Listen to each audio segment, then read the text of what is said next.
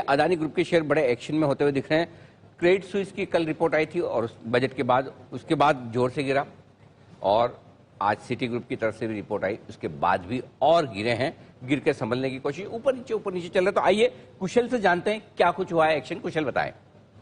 बिल्कुल सर, यहाँ पर अदानी ग्रुप को लेकर अब डेवलपमेंट कल तो हमने देखा ही कि किस तरह से अदानी इंटरप्राइजेस 25% तक भी इंट्राडे में टूटता हुआ नजर आया, क्योंकि क्रेडिट स्विस ने जो सिक्योरिटीज है अदानी ग्रुप के जो नोट्स हैं, खासकर अदानी ग्रीन, अदानी पोर्ट्स और साथ ही अदानी इलेक्ट्रिसिटी, इसके नोट्स को जीरो लेंडिंग वैल्यू कर दिया। यानी कि इनको एज ए कोलैटरल अगर आप देते हैं तो उसकी अब वैल्यू जीरो है अगर आपको मार्जिन लोन लेना है तो यहाँ पर जो सिटी क्रेडिट स्विस ने किया था, इसकी वजह से कल इस पर इम्पैक्ट आता हुआ दिखा और ब्लूमबर्ग के हवाले से ही ये रिपोर्ट आई थी। और आज भी यहाँ पर अब जो नया डेवलपमेंट हुआ है आज के दिन में, वो है सिटी ग्रुप की जो वेल्थ यूनिट है, उन्होंने भी तुरंत प्रभाव से जो अदानी की जितनी भी सिक्योरिटीज है उसकी लेंडिंग वैल्यू को तुरंत प्रभाव से हटा दिया है।